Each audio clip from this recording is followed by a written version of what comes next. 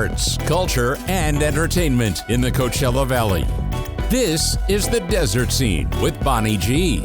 from the Mutual Broadcasting System. Here's Bonnie. And welcome to The Desert Scene. So happy to have you here today. And also happy to welcome to the show Devin. And I know he's been on before. I hope I don't butcher your name. Orgeron. Is that correct, Devin? I got it, yay.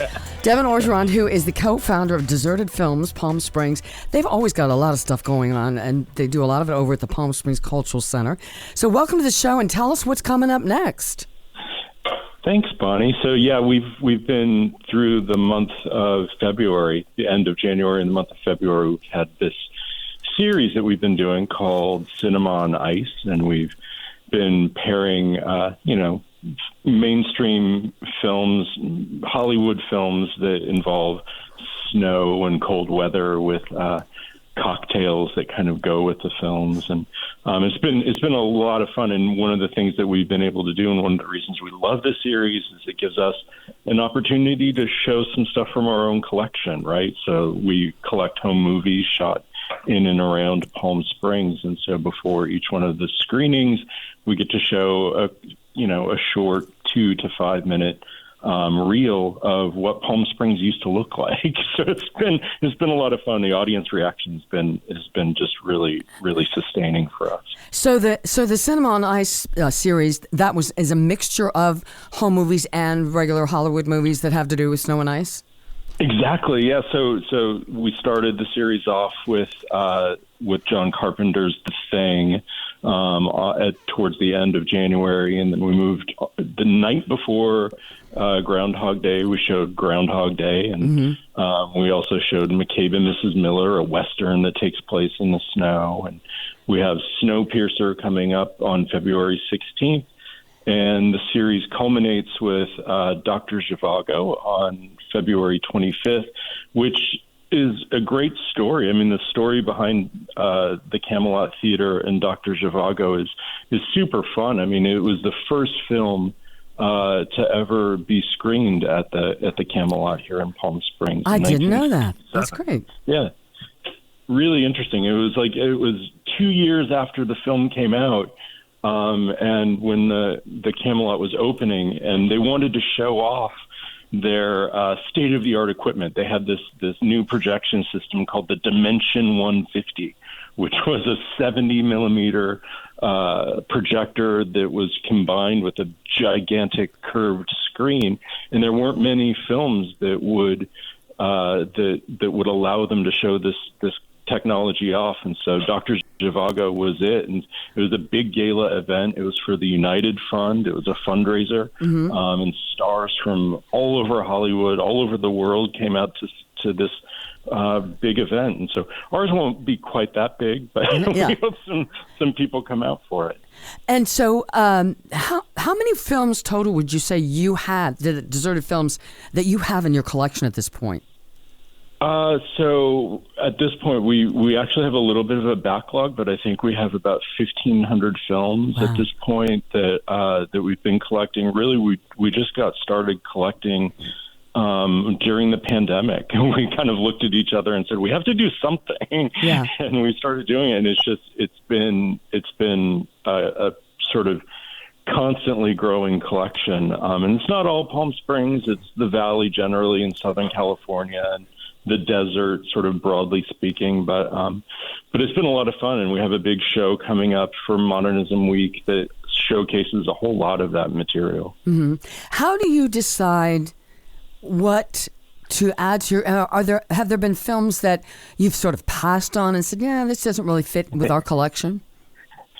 Yeah, although it's hard because both of us have such a love for this stuff that we'll find something redeeming in anything that any film that we find, but for the last couple of months, we've really been trying to focus on collecting stuff that's really pertinent to Palm Springs and the Coachella Valley, and so really just narrowing our focus as much as possible and getting as much footage as we can from home movies of like identifiable hotels and buildings and things that people recognize. The home movies that are in your collection, do they have to be of a certain quality technically or do you, as part of the process, that you kind of pump things up in that area? Yeah.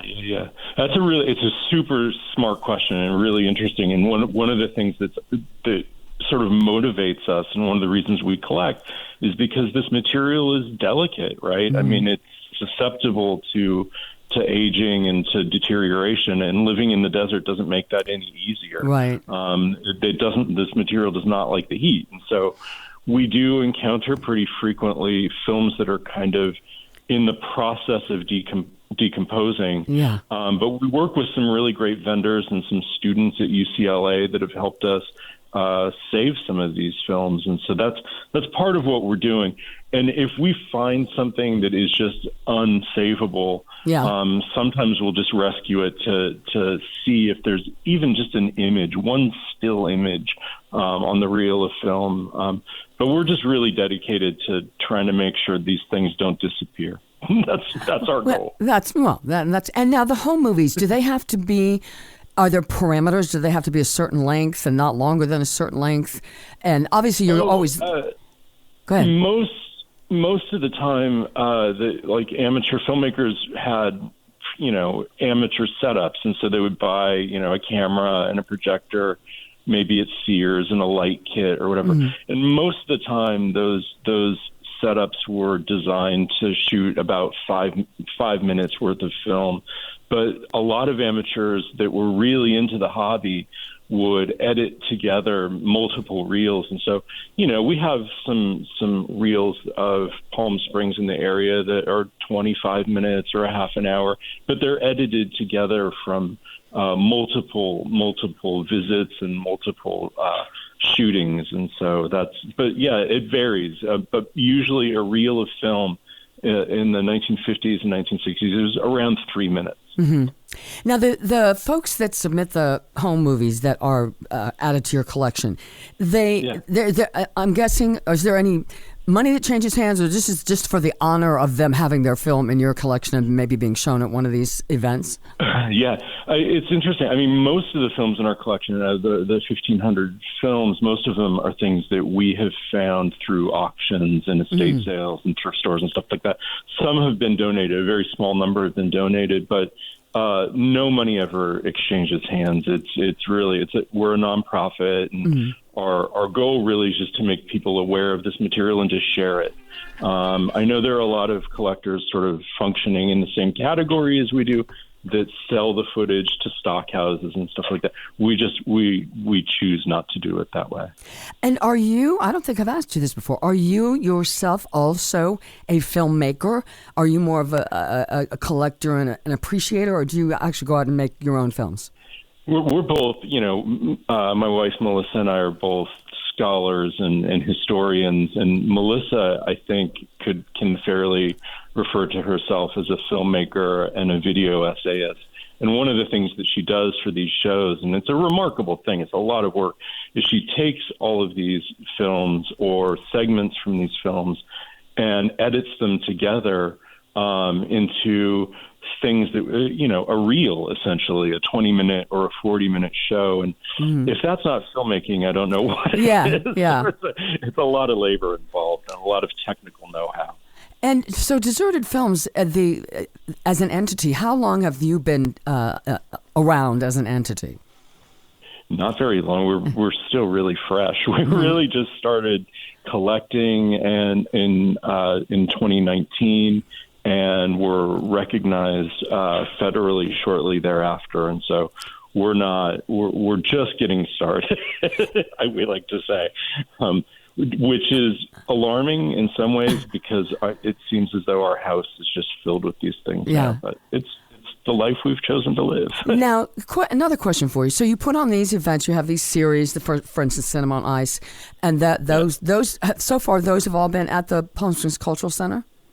Yeah, that's right. And we have also done some work with the Palm Springs Public Library, where we do some kind of one-off events and I won't call them lectures, but discussions where we use some of these films to suggest ideas and to get the community talking and stuff like that. And so, but the Camelot has really, the the Palm Springs Cultural Center has really been, for us, just a salvation, because they've been so willing to work with us and so willing to sort of experiment with this kind of, I think, really, really interesting and really different kind of programming. You don't find stuff like this in every city, so I feel like Palm Springs is kind of got the jump on a lot of other places. Yeah, I was going to ask you, and you kind of answered my question, if you ever kind of branched out in sort of a purely educational aspect of it, but going to the libraries and having the discussions, that's kind of what I was thinking of branching out into other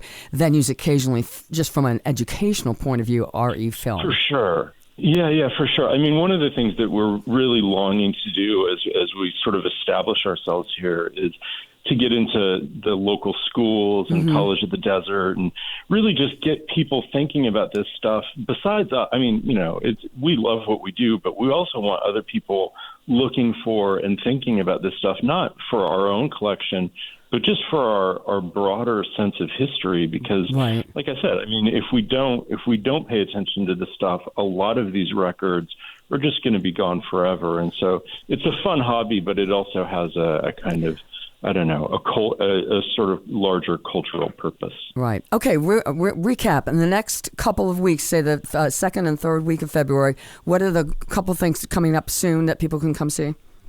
Right. So we have Snowpiercer coming on February 16th at the Cultural Center at 6 o'clock. And we have a special cocktail for that showing called the Protein Bar Fizz.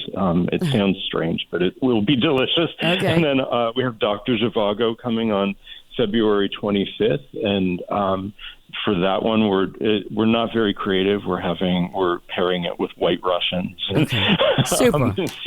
Seems logical. And we have, lots of great things from our archive preceding both films.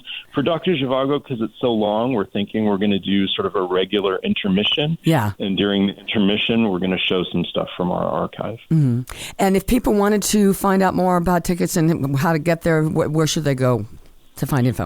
The Cultural Center website is probably the best place to go, and you'll find links to tickets and desertedfilms.org to find out more about us. Perfect. Well, Devin, thank you so much. Just what a wonderful project you guys are doing. I think it's fabulous. I think it's much needed in the desert. Continued success, and thank you so much for being here today. I really appreciate it. Thanks, Bonnie. Have a good one. All right, you too. And we'll see the rest of you next time on The Desert Scene. This program was produced by the Mutual Broadcasting System.